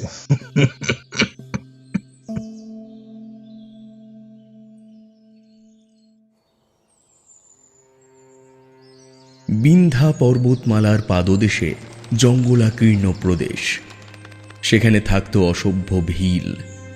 স্থানীয় ভিলদের এক সর্দার ছিল, নাম তার লটনা। বয়স 50-এর ওপারে, কিন্তু জোয়ান সে 30 বৎসরের যুবকের মতো। তার সেই 7 ফুট লম্বা দেহ এবং 45 ইঞ্চি চওড়া বুকের পাটা দেখলে চমকে ওঠে দুর্দান্ত সিংহদেরও চক্ষু। তার কাছে এসে আশ্রয় নিয়েছিলেন স্থানেশ্বরের রাজকন্যা রাজ শ্রীদেবী। সেদিন সকালে স্তম্ভিত লটনা সর্দার দাঁড়িয়েছিলেন। মাথা নিচু করে বসে রাজকন্যা রাজমহিষী রাজশ্রী। কিছু দূরে স্থির হয়ে দাঁড়িয়ে আছে সর্দারের অনুচররা। লড়কি, তাহলে সত্যি কি তুই আমাদের ফাঁকি দিবি? এখনো কি তুমি আমার মনের ব্যথা বুঝতে পারছো না? বুঝতে পারছি বেটি, বুঝতে পারছি। যার স্বামী নেই তার কেউ থাকে না বটে, কিন্তু মাই, আমরা তোর বেটারা এখনো তোর সামনেই দাঁড়িয়ে। তুই আগে ছিলি শহরের রানী, কিন্তু আমরা যে আজ তোকে বনের রানী করে রাখতে চাই। তোর শহরের চেয়ে কি আমাদের বন ভালো ঠাই নয়? বাবা, শহর ভালো কি বন ভালো তা নিয়ে কোনো কথা হচ্ছে না, কিন্তু আমার পক্ষে আর বেঁচে থাকবার কোনো কারণ নেই। আমার স্বামী পরলোকে গিয়েছেন, আমি হিন্দু নারী, আমারও উচিত সহগমন করা। তুমি বোধহয় শুনেছ, আমার মা ছিলেন স্থানেশ্বরের মহারানী। আমার মৃত্যুশয্যাশায়ী বাবা শেষ নিঃশ্বাস ফেলবার আগেই মা করেছিলেন জ্বলন্ত চিতায় আত্মদান। সেই পরম সতী জননীর কন্যা আমি। বিধবা হয়েও তবু এই তুচ্ছ জীবন আঁকড়ে আছি। কিন্তু কেন জানো? ভেবেছিলুম আমার স্বামীর হত্যাকারীর উপযুক্ত শাস্তি না দেখে মরব না, কিন্তু সে আশা আজ স্বপ্নে পরিণত হয়েছে। দেবগুপ্তের কারাগার থেকে মুক্তি পেয়ে এখানে পালিয়ে এসেছি বটে, কিন্তু সেই দুরাচার হয়তো আজও আমার স্বামীর সিংহাসন অধিকার করে আছে। এখানে আসবার আগে কেবল এইটুকু খবর পেয়েছিলুম যে দেবগুপ্তকে আক্রমণ আর আমাকে উদ্ধার করবার জন্য আমার ভাই মহারাজা রাজ্যবর্ধন করেছেন যুদ্ধযাত্রা। এখন আমার কি ধারণা জানো? যুদ্ধে নিশ্চয়ই আমার ভ্রাতার পরাজয় হয়েছে, কারণ তিনি জয়ী হলে এতদিনে নিশ্চয়ই আমার খোঁজ নেবার চেষ্টা করতেন। কে জানে আমার ভাই জীবিত আছেন কিনা। বাবা, দেবগুপ্ত যদি আবার আমার সন্ধান পায়, তাহলে আবার আমাকে বন্দি আর অপমান করতে পারে। আমার আর কোনো আশাই নেই। এখন আমার বিধবা হয়েও বেঁচে থাকা হচ্ছে মহাপাপ। সর্দার, আমার প্রতি যদি তোমার বিন্দু মাত্র শ্রদ্ধা থাকে, তাহলে আর আমাকে বাধা দিও না। আমার জন্য এখনই চিতাশয্যা রচনা করো। কিন্তু এখনো কিন্তু? সর্দার, এখনো তুমি যদি আমার অনুরোধ রক্ষা না করো, তাহলে আমি অন্য যে কোনো উপায়ে আত্মহত্যা করতে বাধ্য হব। মা, আমার একটি নিবেদন শোনো। না না, আমি আর কোনো কথাই শুনতে চাই না। এই পৃথিবীর প্রত্যেক মুহূর্ত আমার পক্ষে এখন বিষাক্ত। এখনই চিতার কাষ্ঠ আনাও, করো সেই কাষ্ঠে অগ্নিসংযোগ। যে নিজে মরতে চায় তাকে তোমরা বাঁচাবে কেমন করে? রাজশ্রীর জেদি রূপ দেখে লটনা আর কোনো কথাই বলতে সাহস করলে না। অত্যন্ত বিমর্ষের মতো ধীরে ধীরে নিজের অনুচরদের কাছে গিয়ে নিচু স্বরে কি বললে রাজশ্রী তা শুনতে পেলেন না।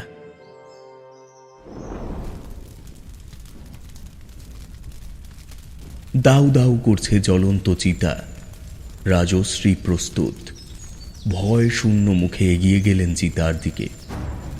আচম্বিতে খানিক দূরে জেগে উঠল ঘন ঘন আকাশ কাঁপানো দামামা ধ্বনি। সর্দার, দুরাত্মা দেবগুপ্ত নিশ্চয়ই আবার আমাকে বন্দি করতে আসছে। একটু অপেক্ষা করো মা, এ নিশ্চয়ই শত্রুর দামামা নয়। কাউকে গোপনে বন্দি করতে হলে কেউ কখনো দামামা বাজিয়ে নিজের আগমন সংবাদ দেয় না। শত্রু নয়, বন্ধু। এই পৃথিবীতে আর আমার বন্ধু বলতে কে আছে সর্দার? উত্তর পেতে দেরি হলো না।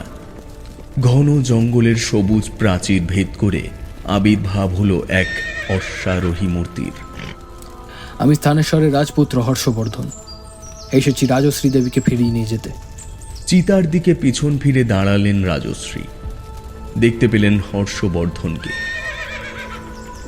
এক লাফে মাটির ওপরে নেমে পড়ে তিনি ছুটে এলেন রাজশ্রীর কাছে। ব্যাকুলভাবে নিজের দুই হাত দিয়ে ভগিনীর দুই হাত চেপে ধরে উচ্ছ্বসিত বিস্ময়ে বলে উঠলেন, দিদি, দিদি, এ কি দেখছি? তোমার সামনে জ্বলন্ত চিতা কেন? ভাই, ওই চিতাই যে এখন আমার একমাত্র শয্যা। তা হয় না দিদি, তা হয় না, তা অসম্ভব। তোমাকে হারালে এই পৃথিবীতে আমি যে একেবারে একলা হয়ে যাব। একেবারে একলা? কেন? তোমার মাথার উপর তো আছেন রাজ্যবর্ধন। তিনি এখন স্বর্গে। মগধ গৌড়ের রাজা শশাঙ্ক তাকে হত্যা করেছে। তুমি এ কি দুঃসংবাদ দিলে হর্ষ? 1 বৎসরের মধ্যেই আমি মাতা, পিতা, ভ্রাতা আর স্বামীকে হারালুম। আর সেই পাষণ্ড দেবগুপ্ত এখন কোথায়? নরকে। তাকে পরাজিত আর নিহত করবার পরেই আমার দাদা মারা পড়েছেন দেবগুপ্তের বন্ধু শশাঙ্কের হাতে। সেই খবর পেয়েই আমি আগে তোমাকে উদ্ধার করতে ছুটে এসেছি। এরপর আমাকে যেতে হবে শশাঙ্কের পেছনে। সে নাকি সমগ্র আর্যাবর্তে আবার গুপ্ত সাম্রাজ্য প্রতিষ্ঠা করতে চায়। আগে কান্নকুব্জ অধিকার করে সে নাকি স্থানেশ্বরও আক্রমণ করবে, কিন্তু আমি তাকে সে সুযোগ দেব না। হর্ষ, সম্ভ্রান্ত রাজবংশে তোমার জন্ম। তুমি যে রাজকর্তব্য পালন করতে পারবে সে বিষয়ে কোনো সন্দেহ নেই, কিন্তু আমার স্বামীহন তা শাস্তি পেয়েছে। আমি আর এ পৃথিবীতে থাকতে চাই না। কিন্তু দিদি, তোমার ভাতৃহন্তা তো এখনো শাস্তি পায়নি। সেজন্য তুমি রইলে হর্ষ? না দিদি, না। আমি যাব এখন শশাঙ্ককে শাসন করতে। আমার অবর্তমানে স্থানেশ্বরে শুভ অশুভ দেখবে কে? যুদ্ধের পরিণাম অনিশ্চিত। রণক্ষেত্রে যদি আমারও মৃত্যু হয়, তখন তুমি ছাড়া পিতার বংশে রাজ্য চালনা করবার জন্য তো আর কেউ থাকবে না। তুমি কি বলতে চাও হর্ষ? আমি রাজ্য চালনা করব? তুমি কি ভুলে গিয়েছো আমি নারী? কিছুই ভুলিনি দিদি, কিছুই ভুলিনি। তুমি নারী বটে, কিন্তু তুমি কি যে সে নারী? পিতা বলতেন বিদ্যা বুদ্ধিতে তোমার সঙ্গে তুলনীয় কোনো পুরুষ তা সমগ্র রাজ্যে নেই। আমার কথা রাখো দিদি। তুমি যদি স্থানেশ্বরের ভার গ্রহণ করো, আমি তাহলে নিশ্চিন্ত মনে শশাঙ্কের বিরুদ্ধে যুদ্ধযাত্রা করতে পারি। ভাই হর্ষ, দিদি, এখনো তুমি সব কথা শোনোনি।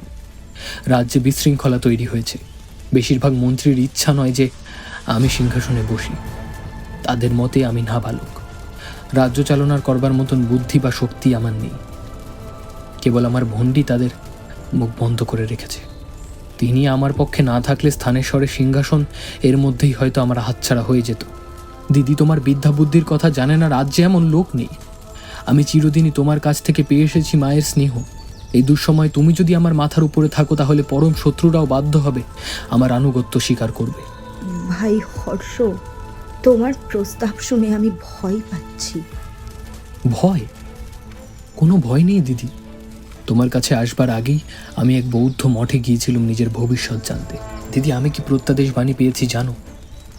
জম্বুদ্বীপে প্রথম সাম্রাজ্য ছিল মৌর্য রাজদের। দ্বিতীয় সাম্রাজ্য স্থাপন করেছিলেন মহারাজ সমুদ্রগুপ্ত। তৃতীয় সাম্রাজ্যের অধিকারী হয়েছিলেন হুন বিজেতা যশোধর্মদেব। প্রত্যাদেশ বাণী যদি মানতে হয়, তাহলে আমি হব নাকি এখানকার চতুর্থ সাম্রাজ্যের প্রতিষ্ঠাতা। এই বিচিত্র বাণী শুনে পর্যন্ত আমার আশা বেড়ে গেছে। দিদি, আমি কি ঠিক করেছি তাও বলি শোনো। নিন্দুকদের মুখ বন্ধ করবার জন্য আমি আপাতত মহারাজ উপাধি গ্রহণ করব না। যতদিন না প্রাপ্তবয়স্ক হই, যতদিন না নিজের শক্তির পরিচয় দিতে পারি, ততদিন আমি রাজপুত্র শিলাদিত্য এই নাম গ্রহণ করে নিজের কর্তব্য পালন করব। দিদি, আসলে রাজ্য চালনার ভার থাকবে তোমার উপরে। কেবল অস্ত্র চালনা করব আমি।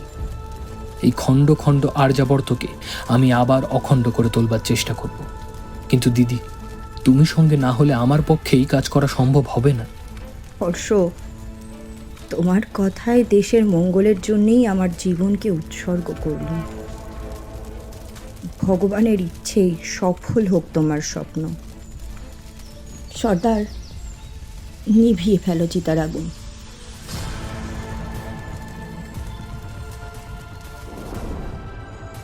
নিয়তি বড় নিষ্ঠুর। বহুবার শেষ করেছে সে মানুষের বহু উচ্চাকাঙ্ক্ষা। শশাঙ্ক ভেবেছিলেন মালবরাজ দেবগুপ্তের সঙ্গে সম্মিলিত হয়ে পশ্চিম উত্তরা পথকে করতলগত করবেন, কিন্তু দেবগুপ্ত পড়লেন মৃত্যুমুখে। রাজা ও নেতার পতনের সঙ্গে সঙ্গে মালব সৈন্যরা হয়ে গেল ছত্রভঙ্গ এবং শশাঙ্কও হলেন তাদের মূল্যবান সাহায্য থেকে বঞ্চিত। তারপর অভাবিত উপায়ে রাজ্যবর্ধনকে পদ থেকে সরিয়ে শশাঙ্ক আবার কিঞ্চিত আশান্বিত হয়ে উঠেছিলেন বটে, কিন্তু দৈবচক্রে আবার নিবু নিবু হল তার আশার বাতি। হঠাৎ সৈন্যদলের মধ্যে দেখা দিল এমন এক মহামারী যে শশাঙ্কের অগ্রগতি একেবারে থেমে গেল। রাজ্যবর্ধনের মৃত্যুর সঙ্গে সঙ্গেই তিনি যদি কন্যাকুব্জ ও স্থানেশ্বর আক্রমণ করতে পারতেন তাহলে তার সাফল্য ছিল সুনিশ্চিত, কারণ অপ্রস্তুত শত্রু দমন করা কঠিন নয় কিছুমাত্র। শশাঙ্কের সেই সৌভাগ্য হল না। একই জায়গায় অচল হয়ে বসে বসে অসহায়ভাবে তিনি দিনের পর দিন চোখের সামনে দেখতে লাগলেন বিনা যুদ্ধে কেবলমাত্র মহামারীর কবলে পড়ে ক্রমেই ক্ষীণ হয়ে পড়ছে তার বিপুল বাহিনী। অবশেষে কয়েক মাস পরে মহামারী শান্ত হল বটে, কিন্তু সৈন্যবলের দিক দিয়ে শশাঙ্ক হয়ে পড়েছেন তখন রীতিমতো দুর্বল। তার উপরে গুপ্তচরের মুখে শত্রুপক্ষের খবর শুনে শশাঙ্কের দুশ্চিন্তা ক্রমেই বেড়ে উঠতে লাগল। পরামর্শের জন্য তিনি সেনাপতি ও মন্ত্রীদেরকে ডাকলেন। স্থানেশ্বরের রাজপুত্র হর্ষবর্ধন আমাকে আক্রমণ করবার জন্য অসংখ্য সৈন্য সংগ্রহ করছেন। এখনো তার সৈন্যসজ্জা সম্পূর্ণ হয়নি। এখনো যদি আমরা স্থানেশ্বর আক্রমণ করতে পারি তাহলে হয়তো বিজয় লাভ করব আমরাই, কিন্তু বর্তমান অবস্থায় আমাদের পক্ষে সেটা সম্ভবপর হবে কি? অসম্ভব মহারাজ, অসম্ভব। মড়ক আমাদের অর্ধেক সৈন্যকে মেরে ফেলেছে। যারা বেঁচে আছে তাদের অধিকাংশের দেহ আর মন এত দুর্বল যে মৃতপ্রায় বললেও চলে। এখন আমরা আক্রমণ করব কি? কোনো রকমে আত্মরক্ষা করতে পারবো কিনা সন্দেহ। জানি সেনাপতি, আমিও সে কথা জানি, কিন্তু আরও দুঃসংবাদ আছে। আপনারা সকলেই জানেন কিছু কাল আগে কামরূপ রাজকে যুদ্ধে আমরা পরাজিত করেছিলাম। আজ আমার বিপদ দেখে কামরূপ আবার সাহস সঞ্চয় করছে। শুনলুম আমার বিরুদ্ধে হর্ষবর্ধনের সঙ্গে যোগ দেবার জন্য কামরূপের রাজপুত্র ভাস্কর বর্মা প্রবল এক সৈন্যদলের সঙ্গে এগিয়ে চলেছে। এখন আমার কি করা উচিত? মহারাজ, এই উভয় সংকট থেকে মুক্তি পাওয়ার একমাত্র উপায় হচ্ছে আবার বঙ্গদেশে ফিরে যাওয়া। বিনা যুদ্ধে পালাবো? এ অঞ্চলে লোকেরা একে তো বাঙালিকে মানুষ বলে গণ্য করতে চায় না, তার উপরে বিনা যুদ্ধে শত্রু ভয়ে পালালে আর্যবর্তে আমাদের আর মুখ দেখাবার জায়গা থাকবে না। হারি আর জিতি, এ যুদ্ধ আমাদের করতেই হবে। এক জায়গা থেকে আমি সাহায্য পেতে পারি। দাক্ষিণাত্যের মহাপ্রতাপশালী চালুক্যরাজ দ্বিতীয় পুলকেশী আমার বন্ধু। এই বিপদের সময় সাহায্য প্রার্থনা করলে তিনি নিশ্চয়ই আমাকে নিরাশ করবেন না। এই বিপদের সময় সাহায্য প্রার্থনা করলে তিনি নিশ্চয়ই আমাকে নিরাশ করবেন না। আপনারা কি বলেন? মহারাজ, এ উত্তম প্রস্তাব, কিন্তু আমার সন্দেহ হচ্ছে বিপদ ঘটার আগে অবধি চালুক্যরাজ আমাদের সাহায্য করতে পারবেন না। তবু চেষ্টা করে দেখব। ইতিমধ্যে হর্ষবর্ধন যদি আক্রমণ করেন, আমার আত্মরক্ষার জন্য যতটুকু দরকার কেবল ততটুকু বাধাই দেব। সাধ্যমতো এড়িয়ে চলব সম্মুখ যুদ্ধ। আমরা আক্রমণ করব চালুক্যরাজের সাহায্য আসবার পরেই। বিপক্ষের জন্য বেশি দিন অপেক্ষা করতে হলো না। যথাসময়ে উত্তর পশ্চিমের বিশাল প্রান্তরের উপরে দেখা দিল হর্ষবর্ধনের বিপুল বাহিনী। শশাঙ্ক বুঝলেন অবিলম্বে চালুক্য রাজের সাহায্য না পেলে এই বৃহৎ বাহিনীকে ঠেকিয়ে রাখবার সাধ্য তার হবে না। গোড়ার দিকে হলো কয়েকটা খণ্ডযুদ্ধ, বোঝা গেল নিপুণ সেনানায়কের মতো হর্ষবর্ধন পরীক্ষা করে দেখছেন মগধ বঙ্গের দুর্বল অংশ কোথায়। উভয় পক্ষই যখন বৃহত্তর শক্তি পরীক্ষার জন্য প্রস্তুত হচ্ছে, এমন সময় শশাঙ্ক স্বদেশ থেকে পেলেন আর এক বিষম দুঃসংবাদ। বৌদ্ধ ধর্মানুরাগী হর্ষবর্ধন শৈব শশাঙ্ককে আক্রমণ করেছেন শুনে বুদ্ধ গয়া পাটুলিপুত্র ও কুশীনগরের বৌদ্ধ সন্ন্যাসীরা অত্যন্ত উৎসাহিত হয়ে উঠেছেন এবং তাদের প্ররোচনায় মগধ বঙ্গের দিকে দিকে মাথা তুলে দাঁড়িয়েছেন বিদ্রোহীরা। শশাঙ্কের নিজের সিংহাসন পর্যন্ত বিপদগ্রস্ত। না, এরপর আর সাম্রাজ্যের স্বপ্ন দেখা চলে না। সেনাপতি, যতদিন পারেন শত্রুদের বাধা দিন। কিছু সৈন্য নিয়ে এখনই আমাকে ফিরে যেতে হবে বিদ্রোহ দমন করতে। গৃহশত্রুর চেয়ে বড় শত্রু আর নেই। বৌদ্ধরা মুখে করে অহিংসার জয়গান, অথচ আমার প্রজা হয়ে তারাই করতে চায় আমার পিছন থেকে দংশন। কিন্তু এই বকধার্মিকরা এখন আমাকে ভালো করে চিনতে পারেনি। আমি হচ্ছি ধ্বংসের দেবতা শ্মশানপতি শিবের শিষ্য। বৌদ্ধদের এমন শাস্তি দেব যা তারা আর কোনোদিনও ভুলতে পারবে না। রাজশ্রী দেবীর ওপরে রাজ্য চালনার ভার দিয়ে হর্ষ অনেকটা নিশ্চিন্ত হলেন। দিদির হাতে রাজদণ্ড দিয়ে হর্ষ নিজের হাতে তুলে নিলেন চকচকে তরবারি। কেবল শশাঙ্ককে পরাজিত ও বিতাড়িত করেই তিনি তুষ্ট হতে পারলেন না। সমগ্র আর্যাবর্তকে আমি আনব বিপুল একচ্ছত্রের ছায়ায়। আমার আদর্শ নেবেন মহারাজাদিরা চন্দ্রগুপ্ত, সমুদ্রগুপ্ত ও যশবন্তদেব। বহু খণ্ডে খণ্ডিত উত্তরাপথ ধাপে ধাপে নেমে যাচ্ছে চরম অধঃপতনের দিকে। শিওরে তার সর্বদা জাগ্রত হয়ে রয়েছে যবন ও হুন দস্যুদের সুনিদৃষ্টি। ছোট ছোট রাজারা পরস্পরের সঙ্গে আত্মঘাতী গৃহযুদ্ধে নিযুক্ত হয়ে আর্যদের ক্ষাত্রবীর্যকে ক্রমেই ঠেলে দিচ্ছেন ধ্বংসের মুখে। আর্যাবর্তকে আবার অখণ্ড করে তুলতে হলে তথাকথিত রাজাদের নির্মমভাবে সমূলে উৎপাটিত করে তুলতে হবে তুচ্ছ আগাছার মতন। যতদিন না এই মহান ব্রত উদ্যাপন করতে পারি, ততদিন আমার তরবারিকে কোষবদ্ধ করব না। স্বদেশের জন্য যার এতটুকু প্রাণের টান আছে, তাকেই আমি সাদরে আমন্ত্রণ করছি আমার পতাকার তলায়। হর্ষবর্ধনের এই দীপ্ত আহ্বান বাণী শুনে আর্যবীরদের বুকের ভিতর আবার নতুন করে জেগে উঠল দেশাত্মবোধের উত্তপ্ত মত্ততা। দেশ দেশান্তর থেকে একে একে নয়, দলে দলে যোদ্ধারা এসে যোগ দিতে লাগল তার বাহিনীতে। এইভাবে কেটে গেল 5.5 বছর। ওদিকে আর্যাবর্তের উত্তর পশ্চিম এবং এদিকে বঙ্গদেশের অনেক অংশ হর্ষবর্ধনের দখলে। তিনি রীতিমতো এক সাম্রাজ্যের অধিকারী। তার সামরিক শক্তিও হয়ে উঠেছে এখন অতুলনীয়। তিনি ইচ্ছে করলেই যে কোনো সময়ে 60,000 রণহস্তি, 1 লক্ষ অশ্বারোহী ও তার চেয়ে বেশি পদাতিক নিয়ে নেমে পড়তে পারেন রণক্ষেত্রে। কিন্তু মগধ ও গৌড় থেকে আসছে দুঃসংবাদের পর দুঃসংবাদ। শৈব নরপতি শশাঙ্কের অত্যাচারে বৌদ্ধ সন্ন্যাসীরা আতঙ্কিত। তিনি কেবল বুদ্ধ গয়া পাটলিপুত্র ও কুশীনগরের বৌদ্ধ বিদ্রোহীদের দমন করেই ক্ষান্ত হননি, উপরন্ত পবিত্র বুদ্ধদেবের পদচিহ্ন ও বহু বৌদ্ধ কীর্তিও নষ্ট করে ফেলেছেন।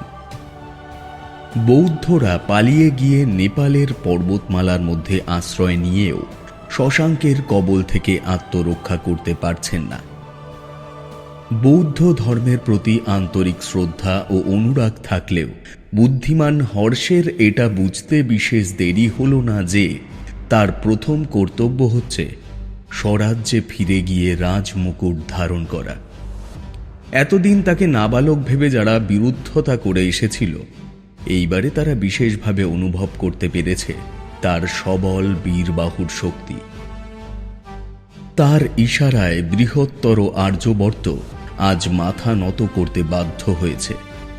বিনা বাধায় সিংহাসন অধিকার করবার এমন সুযোগ ছাড়া উচিত নয়। প্রায় 6 বছর পরে বিজয়ী বীর হর্ষবর্ধন আবার ফিরে এলেন স্থানেশ্বরে। প্রজারা তার অভ্যর্থনার আয়োজন করলে মহা সমারোহে। রাজপথে বিপুল জনতা, সকলের চোখে উৎসাহ, মুখে হাসি ও কণ্ঠে জয়ধ্বনি। স্থানেশ্বরে আজ শিলাদিত্যের অপূর্ব বীরত্বের জন্য গর্বিত। শত্রুরাও চুপ হয়েছে। রাজপুত্র শিলাদিত্য, আমার অভিনন্দন গ্রহণ করো। কবি, তোমার অভিনন্দন লাভ করে মহারাজ হর্ষবর্ধন যুদ্ধজয়ের চেয়ে বেশি গৌরব অনুভব করছেন। মহারাজাধিরাজ হর্ষবর্ধন? হ্যাঁ বন্ধু, রাজপুত্র শিলাদিত্য এরপর থেকে ওই নামেই পৃথিবীতে পরিচিত হবেন। জয় মহারাজাধিরাজ হর্ষবর্ধনের জয়। কিন্তু কবি, রাজ্যের চেয়ে কাব্য আর রাজার চেয়ে কবি বড়। মহারাজ বিক্রমাদিত্য যতদিন বেঁচে ছিলেন নিজের রাজ্যে নিজেদেরই প্রজাদের পুজো পেয়েছেন, কিন্তু তার সভাকবি কালিদাস সর্বযুগে সর্বদেশে পূজা থেকে বঞ্চিত হবেন না। এ রাজ্যের বাইরের লোকেদের কাছে আমি মহারাজ বটে, কিন্তু তুমি যে আমার মনের মানুষ, তোমার কাছে আমি শ্রীহর্ষ ছাড়া আর কেউ নই। খালি শ্রীহর্ষ নয়, তুমি হচ্ছ মহাকবি শ্রীহর্ষ। আমি ভবিষ্যৎবাণী করছি, পৃথিবীর দেশে দেশে তুমি ওই নামেই অমর হয়ে থাকবে।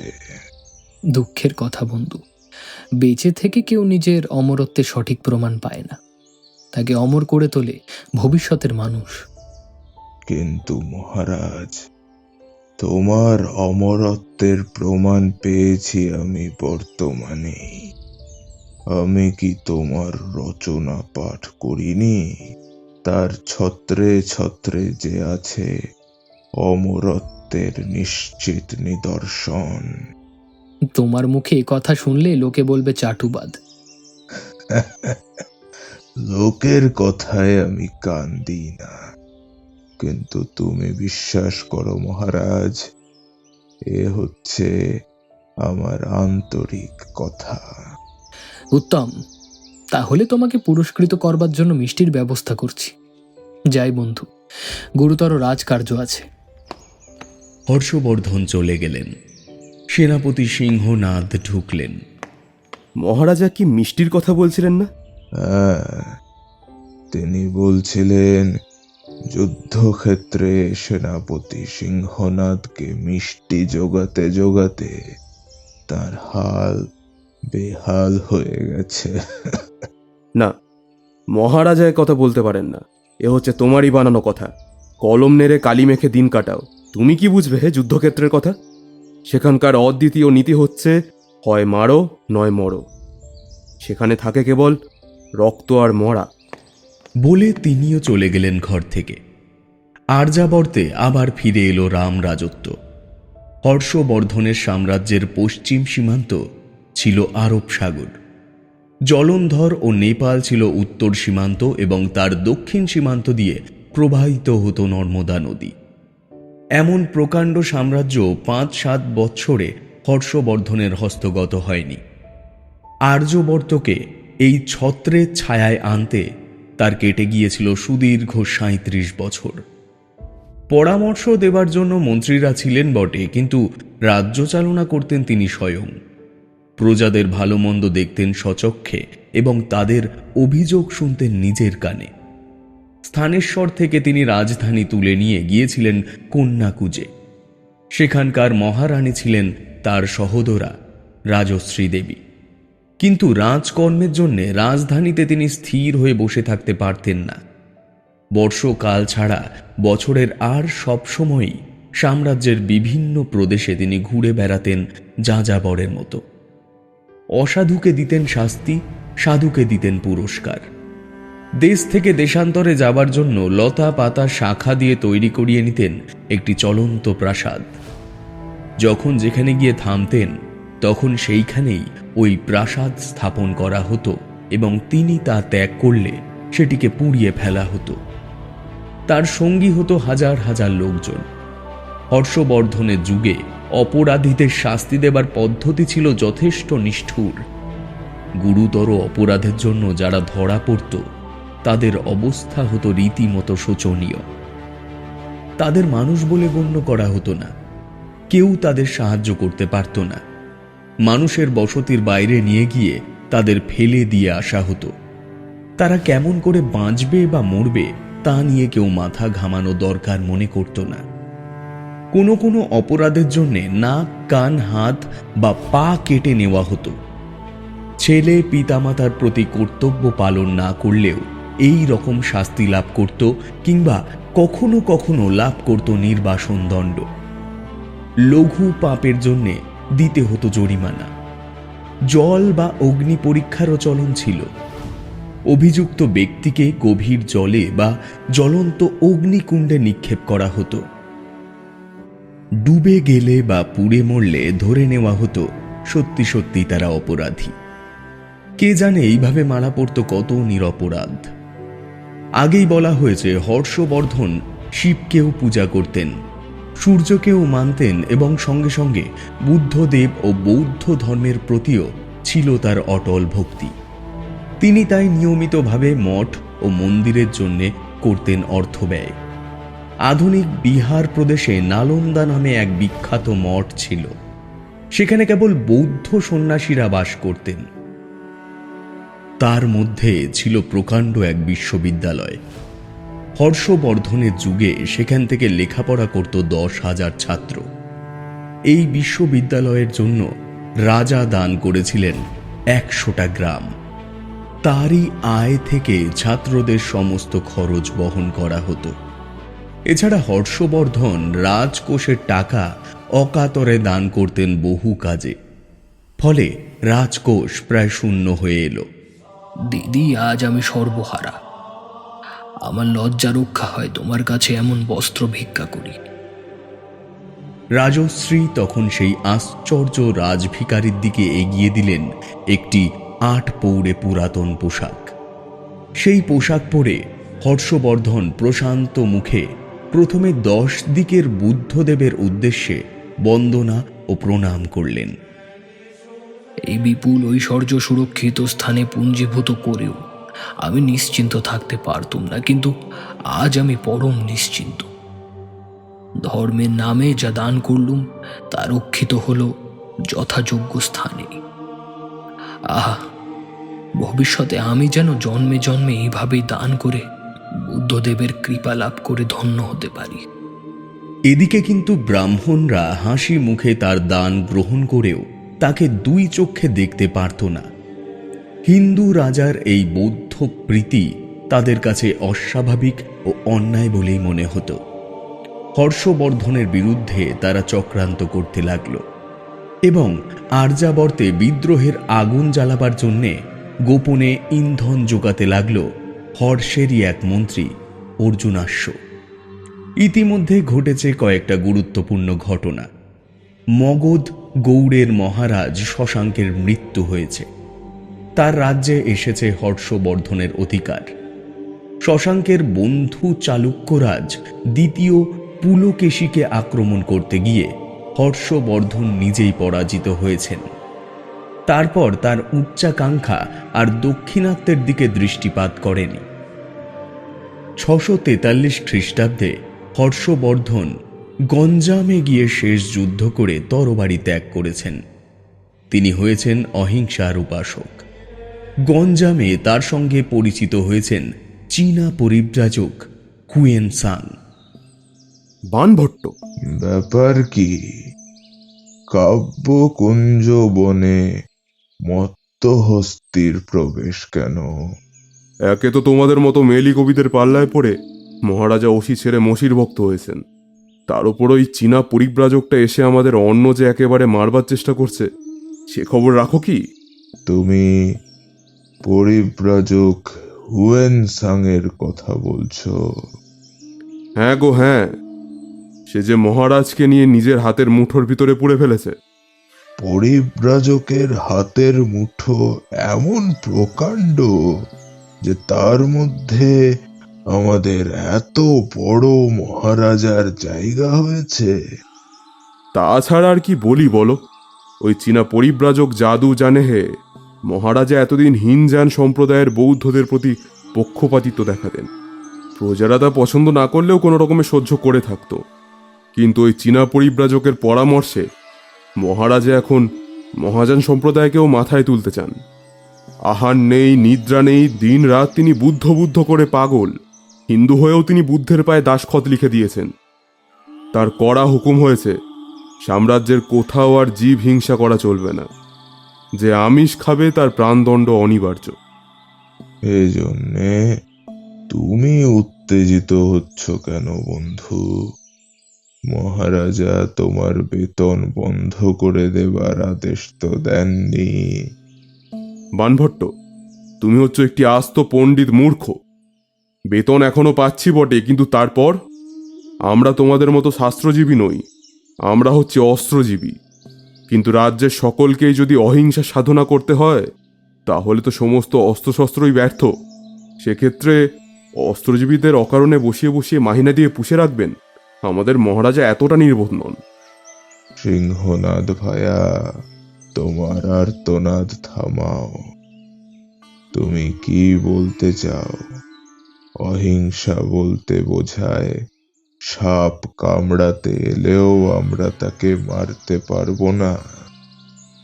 কোনো শত্রু দেশ আক্রমণ করতে এলেও আমাদের মহারাজা হাত গুটিয়ে বুক পেতে দেবেন? কি জানি ভাই, আমার কেমন সন্দেহ হচ্ছে। ওই দেখো, মহারাজা নিজেই এই দিকে আসছে।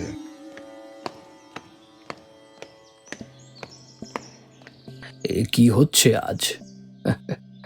লক্ষণ তো ভালো নয়, কিন্তু মনকে সান্ত্বনা দেবার জন্য কিছুক্ষণ কাব্য গুঞ্জনে যোগ দিতে এলুম।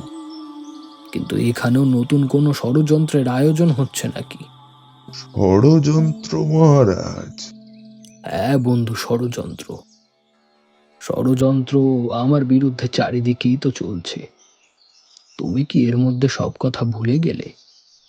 রাজধানীর পরিব্রাজক হুয়েন সাং এর ধর্মোপদেশ শুনবার জন্যে আহ্বান করেছিলাম বিরাট সভা।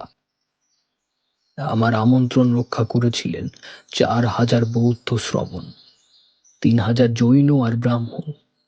পবিত্র গঙ্গা তটে বিপুল এক মঠ স্থাপন করে আকাশচুম্বী দেউলের মধ্যে প্রতিষ্ঠিত করেছিলাম আমার দেহের সমান উঁচু বুদ্ধদেবকে। কয়দিন ধরে চলল মহোৎসব। আমন্ত্রিতদের আদর আপ্যায়নের কোনো ত্রুটি হয়নি। বুদ্ধ ধর্ম আর সঙ্গের সম্মান রক্ষার জন্য চারিদিকে মুক্ত হস্তে ছড়িয়ে দিয়েছিলাম মণি, মুক্তা, স্বর্ণ, রৌপ্য। কিন্তু তার ফল হলো কি? আমি বৌদ্ধ ধর্মের অনুরাগী বলে ব্রাহ্মণরা চক্রান্ত করে মঠে আগুন ধরিয়ে দিলে। অনেক কষ্টে কোনো রকমে মঠের কতক অংশ রক্ষা পেল। ভগবান বুদ্ধের কৃপায় সে যাত্রায় রক্ষা পেলুম। তারপর জানা গেল 500 ব্রাহ্মণই ষড়যন্ত্র করেছেন। জানি মহারাজ, এত সে ভীষণ ষড়যন্ত্রের কথা ভুলিনি। কিন্তু সেই ব্রাহ্মণের দল তো আজ নির্বাসিত। হ্যাঁ, কিন্তু রাজ্যে এখনো খারাপ লোকের অভাব নেই। নিরপরাধ, নির্বিরোধী পরিব্রাজক হুয়েন সাং, ব্রাহ্মণরা তাকেও হত্যা করতে চায়। কেবল আমার জন্যই তাদের সেই কাজ করা সম্ভব হচ্ছে না। বোধ করি এইসব দেখে শুনেই পরিব্রাজক তার স্বদেশে ফেরবার জন্য ব্যস্ত হয়ে উঠেছে। আমিও সম্মতি না দিয়ে পারিনি। আগামী সপ্তাহেই পরিব্রাজক তার নিজের দেশে ফিরে যাবেন। আজ্ঞে হ্যাঁ মহারাজ, পরিব্রাজকের উপরে দেশের লোক, বিশেষ করে ব্রাহ্মণরা মোটেই খুশি নয় বটে। বন্ধু, তুমিও তো ব্রাহ্মণ। হ্যাঁ মহারাজ, আমি ব্রাহ্মণ বংশে জন্মগ্রহণ করেছি বটে, কিন্তু কবি হয়ে আমি নিজের জাত খুইয়েছি। কিরকম? কবির জাত নেই। কবি সব ধর্মের কথা লেখে নিজের লেখনীতে। জাতপাত আমাদের জন্য নয়। সাধু কবি, সাধু। বন্ধু, রাজাও হচ্ছেন কবির মতন, তারও উচিত নয় জাত বিচার করা। ব্রাহ্মণ থেকে চণ্ডাল পর্যন্ত সবই তার ছেলের মতনই। প্রত্যেক ধর্মকেই সম্মান করা হচ্ছে রাজার কর্তব্য। কিন্তু সেই কর্তব্যই পালন করছি বলে আজ আমার বিরুদ্ধে হচ্ছে এত ষড়যন্ত্র। না মহারাজ, চীনা পরিব্রাজক দেশ ত্যাগ করলেই ব্রাহ্মণদের আপত্তির আর কোনো কারণ থাকবে না। তাই নাকি? রাজ্যে এখন যুদ্ধ বিগ্রহ নেই বলে নিশ্চয়ই আপনি সারাদিন নিদ্রা দেবী সাধনা করছেন। না মহারাজ, যুদ্ধও নেই, পরিশ্রমও নেই। আমি তাই আজকাল অনিদ্রা রোগে ভুগছি। তবে এ কথা শোনেননি কেন যে আমাকে হত্যা করবার জন্য ব্রাহ্মণদের উত্তেজিত করেছিল আমারই অন্যতম আমত্ত অর্জুনাশ্ব? বলেন কি মহারাজ? কোথায় সেই পাষণ্ড? মহারাজের আদেশ পেলে আমি তাকে চুলের মুঠি ধরে এখানে টেনে আনতে পারি। পারবেন না সেনাপতি। অর্জুনাশ্ব আপনার চেয়ে নির্বোধ নয়, সে এখন পলাতক। তবে এটুকু খবরও পেয়েছি, নির্বাসিত সেই 500 ব্রাহ্মণের সঙ্গে মিলে অর্জুনাশ্ব আমার বিরুদ্ধে অসভ্য জাতিদের উত্তেজিত করবার চেষ্টা করছে। বন্ধু বানভট্ট, আমার মন ভেঙে গিয়েছে। কেন মহারাজ? বৃদ্ধ হয়েছি, পরলোকের দরজা চোখের সামনেই খোলা রয়েছে। সারা জীবন ধরে যাদের জন্যই বিশাল সাম্রাজ্য গঠন করে গেলুম, আমার দানের অধিকারী হবার মতন যোগ্যতা তাদের কোথায়? আমি অপুত্রক, আমার অবর্তমানে এই সাম্রাজ্যের কর্ণধার হবার মতন কেউ নেই। অদূর ভবিষ্যতের দিকে তাকিয়ে আমি বেশ দেখতে পাচ্ছি অরাজকতা, রক্তপাত আর অত্যাচার। আমার এত সাধের সার্থক স্বপ্ন কোথায় মিলিয়ে যাবে শরতের লঘু মেঘের মতন। মহারাজাধিরাজ শ্রী হর্ষবর্ধনের দুঃস্বপ্ন সত্যি হতে বেশি দিন লাগল না। চৈনিক পরিব্রাজক হুয়েন সাং 643 খ্রিস্টাব্দে যখন স্বদেশ যাত্রা করলেন, হাঁপ ছেড়ে বাঁচল আর্যাবর্তের বাসিন্দারা। এই বৌদ্ধ পরিব্রাজকের অন্ধ ভক্ত হয়ে হর্ষবর্ধন ব্যবহার করতে আরম্ভ করেছিলেন গোঁড়া বৌদ্ধের মতো। সেই জন্যে হুয়েন সাং হয়ে উঠেছিলেন দেশের লোকের চোখের বালির মতো। হিন্দুদের তো কথাই নেই। হর্ষবর্ধন পৈতৃক হিন্দু ধর্ম ত্যাগ করেননি বটে, কিন্তু শিব ও সূর্যদেবের উপরে প্রাধান্য দিতেন বুদ্ধদেবকে। ব্রাহ্মণদের কাছে এটা ছিল অমার্জনীয় অপরাধ। হুয়েন সাং দেশে ফিরে গেলেন। লোকে কতকটা নিশ্চিন্ত হয়ে ভাবলে হর্ষবর্ধন বোধহয় বৌদ্ধদের নিয়ে আর বেশি বাড়াবাড়ি করবেন না। তিনি ঘোষণা করে দিয়েছিলেন যে কোনো ব্যক্তি চৈনিক গুরুর গায়ে হাত দেবে বা তাকে আহত করবে, তার প্রাণদণ্ড হবে। যে কোনো ব্যক্তি তার বিরুদ্ধে কথা কইবে, তার জিভ কেটে ফেলা হবে। আর যারা তার উপদেশ বাণী শুনে লাভবান হতে চায়, তাদের কোনো ভয় নেই। বলা বাহুল্য, এই ঘোষণার পর আর কোনো সাহসী পণ্ডিত হুয়েন সাংয়ের সঙ্গে তর্ক করতে অগ্রসর হননি। কিছুদিন যায়, সাম্রাজ্যের কোথাও বহিঃশত্রু নেই, সিংহাসন নিষ্কণ্টক। বানভট্টের সঙ্গে নিরুদ্বেগে কাব্য চর্চা করেন রাজকবি শ্রী হর্ষবর্ধন। এমন সময় বৌদ্ধ চীন সম্রাট হর্ষবর্ধনের সভায় এক রাজদূত পাঠালেন। নাম তার ওয়াং হিউয়েনসি। দূতের সঙ্গে এলো 30 জন অশ্বারোহী দেহরক্ষী, আবার এক চীনা দূত। জনসাধারণের মনে নতুন করে জেগে উঠল সন্দেহ ও অসন্তোষ। পলাতক মন্ত্রী অর্জুনাশ্ব গোপনে কোথায় বসে দিন গুনছিল। এতদিন পরে এসেছে তার আত্মপ্রকাশের লগ্ন। সে রাজ্যের চারিদিকে গুপ্তচর পাঠিয়ে দিলে। তারা চুপি চুপি প্রচার করে বেড়াতে লাগল, অতি বার্ধক্যে রাজার মাথা খারাপ হয়ে গিয়েছে। তিনি বৌদ্ধ ধর্ম অবলম্বন করে সনাতন হিন্দু ধর্মের মূলে কুঠারাঘাত করতে চান।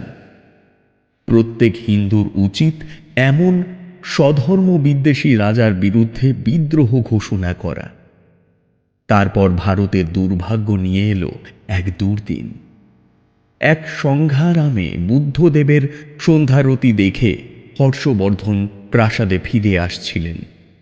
অন্ধকার ফুঁড়ে যমদূতের মতো বেরিয়ে এলো একদল অস্ত্রধারী লোক।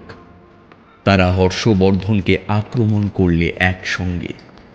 রক্ষীরা প্রাণপণে বাধা দিলে, কিন্তু শেষ রক্ষা করতে পারলে না। দলে তারা হালকা। মহারাজ ধীরাজ শ্রী হর্ষবর্ধনের রক্তাক্ত দেহ পৃথিবীর কোলে শুয়ে ত্যাগ করলেন অন্তিম নিঃশ্বাস। মহাভারতের শেষ মহাবীর, আর্যাবর্তের শেষ হিন্দু সম্রাট, তার মৃত্যুর পর বিশাল সাম্রাজ্য হয়ে গেল খণ্ড বিখণ্ড। এরই মধ্যে আর্যাবর্তে আরম্ভ হয়ে গিয়েছিল ধর্মে ধর্মে সংঘর্ষ। হিন্দু মাত্রই নির্বিচারে ঘৃণা করত বৌদ্ধদের, কিন্তু বিভিন্ন সম্প্রদায়ের হিন্দুদেরও ছিল দোস্তর মতো অহিনুকূল সম্পর্ক। তারা কেউ ছিল শিবের, কেউ ছিল বিষ্ণুর এবং কেউ ছিল অগ্নির বা গণেশের বা সূর্যের বা ভৈরবের বা কার্তিকের বা যমের বা বরুণের উপাসক। তাছাড়া অনেকের পূজ্য ছিল আকাশ বা জলবায়ু বা বৃক্ষ বা সর্প, এমনকি ভূত প্রেত পর্যন্ত। কিন্তু সবচেয়ে ক্ষতিগ্রস্ত হল বৌদ্ধরা। সম্রাট অশোক, কনিষ্ক ও হর্ষবর্ধন এবং তারপর পাল রাজগণের পৃষ্ঠপোষকতা লাভ করে সব দিক দিয়েই শক্তিশালী হয়ে উঠেছিল ভারতীয় বৌদ্ধ ধর্ম। তাদের সাহায্যেই বৌদ্ধ ধর্ম ভারতের বাইরেও সুদূর দেশ দেশান্তরে ছড়িয়ে পড়বার সুযোগ পেয়েছিল। সম্রাট অশোক বুদ্ধ ধর্ম প্রচার করবার ফলে ভারতের বাইরে এশিয়ার নানা দেশে, এমনকি ইউরোপ, আফ্রিকাতেও প্রচারকদের পাঠিয়েছিলেন। হর্ষবর্ধনও চীন দেশের সঙ্গে বৌদ্ধ ধর্ম সম্পর্কীয় যোগ স্থাপন করতে ত্রুটি করেননি। এই রাজ সাহায্য হারিয়ে বৌদ্ধদের দুরবস্থার সীমা রইল না। হর্ষবর্ধনের মৃত্যু হতে না হতেই প্রতিক্রিয়া শুরু হল। হর্ষবর্ধন নিঃসন্তান ছিলেন। হত্যাকারী অর্জুনাশ্ব যখন কন্যাকুজের সিংহাসন অধিকার করলে, তখন তাকে বাধা দিতে পারে রাজবংশে এমন কেউ ছিল না। অর্জুনাশ্বের পক্ষে ছিল দলে দলে অসভ্য জাতির যোদ্ধা। অর্থ দিয়ে এবং বেপরোয়া লুণ্ঠনের লোভ দেখিয়ে অর্জুনাশ্ব তাদের বশীভূত করেছিল। দেশের দিক দিকে বৌদ্ধ মঠ মন্দিরের অভাব ছিল না এবং রাজানুগ্রহে সেগুলির মধ্যে সজ্জিত হয়েছিল প্রচুর ধনরত্ন ও বহু মূল্যবান দ্রব্য। প্রথমেই সেই সব মন্দিরের ভেতরে আরম্ভ হল আবার লুণ্ঠন লীলা। ওহে সেনাপতি সিংহনাদ। আমাকে আর সেনাপতি বলে ডেকে ব্যঙ্গ করো না বাণভট্ট। ব্যঙ্গ? তা নয় তো কি, আমাকে যে সেনাপতি বলে ডাকছো, আমার সৈন্য কোথায়? মানে? স্বর্গীয় মহারাজের বৌদ্ধ প্রীতির জন্যে সেনাদলের অনেকেই খুশি ছিল না। তাদের বেশিরভাগ লোকই দুষ্ট অর্জুনাশ্বকে রাজা বলে মেনে নিয়েছে। চক্ষু লজ্জার খাতিরে যারা অতটা নিচে নামতে পারেনি, তারাও চুপ করে আছে নিরপেক্ষের মতো। তুমি কি বলতে চাও সেনা দলের মধ্যে মহারাজের বিশ্বাসী লোক ছিল না? ছিল বই কি, কিন্তু তারা দলে হালকা। তারা হতাশ হয়ে দেশ ত্যাগ করেছে। অর্থাৎ আমি এখন হয়ে পড়েছি সেনার পাথর বাটির মতো, অর্থাৎ সৈন্যহীন সেনাপতি। তাহলে এখন কি করা উচিত? উচিত কান্নকুজো থেকে পালিয়ে যাওয়া। আরে নির্বোধ, বিদেশ বিভুঁইয়ে গিয়ে খাবো কি? বায়ু কিংবা ঘাস কিংবা ভুসি। এখানে থাকলে খাবি খেতে খুব একটা দেরি হবে না, সেটা বেশি ভয়ঙ্কর। ওই শোনো, বিদ্রোহীদের জয় কোলাহল। ইচ্ছা হয়তো তুমি এখানে থাকো, এই আমি চললাম। তিষ্ঠ ভায়া, কিছুক্ষণ তিষ্ঠ। এখনো তুমি নিরস্ত্র নও। পথে বিপথে বিপদ ঘটলে তোমার তরবারি আমাকে রক্ষা করতে পারবে। এসো তাহলে, দেরি করছো কেন? ব্রাহ্মণী যথাসময়ে মরে বেঁচে গিয়েছেন। এখন তোমার তরবারির মতো আমারও প্রধান সম্বল কাব্য পুঁথিগুলি। দাঁড়াও, চটপট সেগুলি গুছিয়ে নিয়ে বগল দাবা করি। হা মহারাজ হর্ষবর্ধন, হা আমার কাব্যকুঞ্জ, আমার এত সাধের হর্ষচরিত। বন্ধুগণ, চীন সম্রাট উত্তরাপথে বৌদ্ধ ধর্ম প্রচার করার জন্য আবার একদল লোক পাঠিয়েছে, একথা তোমরা সকলেই জানো। কিছুদিন আগে এই রকম এক প্রচারক এসে কেবল হর্ষবর্ধনের ধর্মনাশী করেনি, রাজার যোগ্য উপঢৌকন হস্তগত করে আবার নিজের দেশে পালিয়ে গেছে। এবারের চৈনিক প্রচারকও যথেষ্ট মূল্যবান সামগ্রী উপহার পেয়েছে, তারাও পালিয়ে যেতে চায়। কিন্তু এবারে আমরা তাদের বাধা দেব, তাদের খুন করব, আর তাদের সমস্ত সম্পত্তি লুণ্ঠন না করে ছাড়ব না। হিন্দুর সম্পত্তি অহিন্দুর হস্তগত হবে, এই অন্যায় আমি প্রাণ থাকতে সহ্য করতে পারবো না। বন্ধুগণ, সৈন্যগণ, অগ্রসর হও। জয় দেবাদিদেব মহাদেবের জয়। চৈনিক দূত ওয়াং হিউয়েনসি ও তার সঙ্গীগণ তখন ৩০ জন দেহরক্ষী নিয়ে তিরহুত্তরের কাছে গিয়ে পড়েছেন। এত শীঘ্র দেশে ফেরবার ইচ্ছে তাদের ছিল না, কিন্তু এই সুদূর বিদেশে প্রবীণ পৃষ্ঠপোষক হর্ষবর্ধনের মৃত্যুর পর আর তাদের ভারতে থাকবার ভরসা হয়নি। আচম্বিতে বিনা মেঘে বজ্রপাতের মতো অর্জুনাশ্ব তার দলবল নিয়ে চৈনিক দূত মণ্ডলীর ওপরে গিয়ে ঝাঁপিয়ে পড়ল। বিদেশিরা এই অতর্কিত আক্রমণের জন্য প্রস্তুত ছিলেন না, তারা একেবারে ছত্রভঙ্গ হয়ে গেলেন। দেহরক্ষীরা মারা পড়ল এবং সমস্ত সম্পত্তি লুণ্ঠন হলো বটে, কিন্তু ওয়াং হিউয়েনসি তার জনকয় সঙ্গী নিয়ে কোনো রকমে নেপালে পালালেন। নেপাল তখন তিব্বতের বিখ্যাত বৌদ্ধ রাজা স্রোং-স্যাং-গুম্পার অধীন। তিনি লাসা নগরের প্রতিষ্ঠাতা এবং তিব্বতে বৌদ্ধ ধর্মের প্রতিষ্ঠা হয় তারই চেষ্টায়। রাজা গুম্পা বিবাহ করেছিলেন চীন সম্রাটের এক কন্যাকে। তার শ্বশুরের প্রেরিত দূতমণ্ডলীর ওপরে বিশ্বাসঘাতক অর্জুনাশ্বের অত্যাচারের কথা শুনে রাজা গোম্পা অত্যন্ত ক্রুদ্ধ হয়ে উঠলেন। রাজদূত, আমি যদি আপনাকে সৈন্য দিয়ে সাহায্য করি, তাহলে আপনি কি নিজের অপমানের প্রতিশোধ নিতে পারবেন? আগে হ্যাঁ মহারাজ, আমার হস্ত অস্ত্র ধারণ করতেও সক্ষম। উত্তম, আপনার সঙ্গে যাবে আমার বাছা বাছা 1200 সেরা সৈনিক, তার উপর থাকবে 7000 নেপালি অশ্বারোহী। হিমালয় ছেড়ে নেমে যান আবার সমতল ক্ষেত্রে।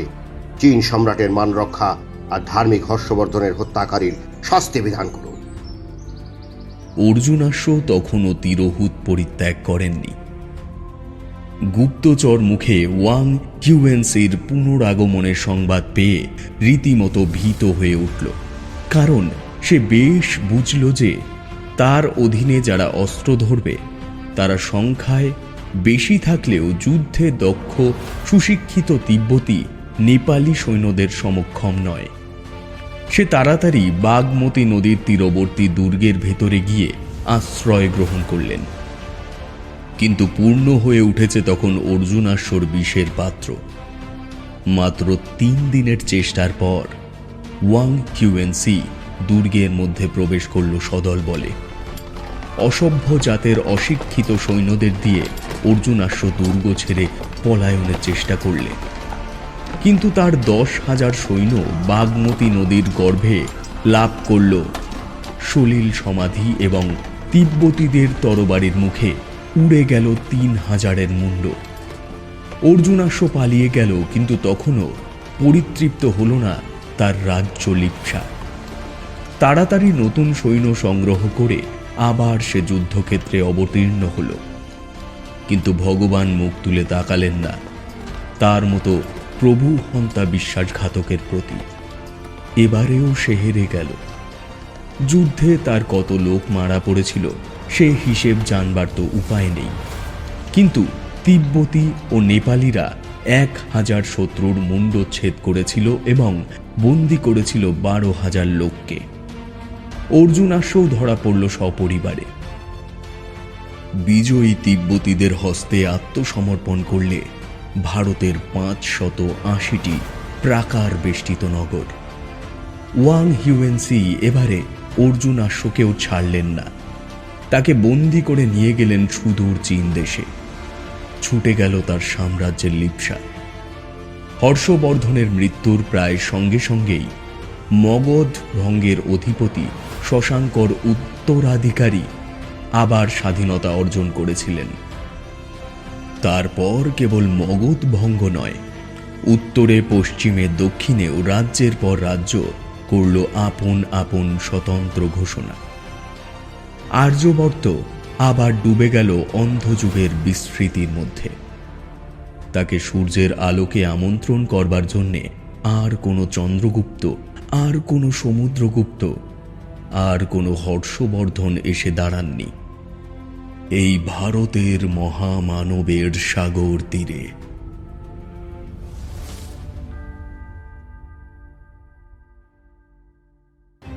শুনছিলেন মহাভারতের শেষ মহাবীর। আজকের গল্প পাঠে এবং প্রভাগবর্ধন রাজবর্ধনের চরিত্রে রাজপ্রতাপ, হর্ষবর্ধন সন্তু, সিংহনাদ গোরা, দেবগুপ্ত শ্রীকান্ত, সেনাপতি সুদীপ, শশাঙ্ক প্রতীক, ভণ্ডী রাজ চট্টোপাধ্যায়, বানভট্ট অর্জুনাশ্ব, মন্ত্রী মৈনাক, গ্যাম্প সুরজিৎ, রাজর্ষি অঙ্কিতা, যশোমতী পারমিতা। গল্পের বেতার রূপ দিয়েছেন প্রতীক মণ্ডল। গল্পের আবহাওয়া এবং প্রচ্ছদ দাস স্টুডিও। গল্পের পরিকল্পনা এবং পরিচালনায় আমি সন্তু। আজকের গল্পটি আপনাদের কেমন লাগলো জানাতে ভুলবেন না আপনাদের মূল্যবান কমেন্টসের মাধ্যমে। আর খুব ভালো লেগে থাকলে লাইক, শেয়ার, সাবস্ক্রাইব করতে কিন্তু একেবারেই ভুলবেন না। আর সাবস্ক্রাইব করে বেল আইকনটি প্রেস করে অল করতে ভুলবেন না, তাহলে আমাদের সব গল্পের নোটিফিকেশন আপনাদের কাছে সবার আগে পৌঁছে যাবে। আজকের জন্য এটুকু, ফিরবো আবার একটি নতুন গল্প নিয়ে। ততদিন সঙ্গে থাকুন, শুনতে থাকুন রাজদেবী প্রোডাকশন আর রাজদেবী 2.0।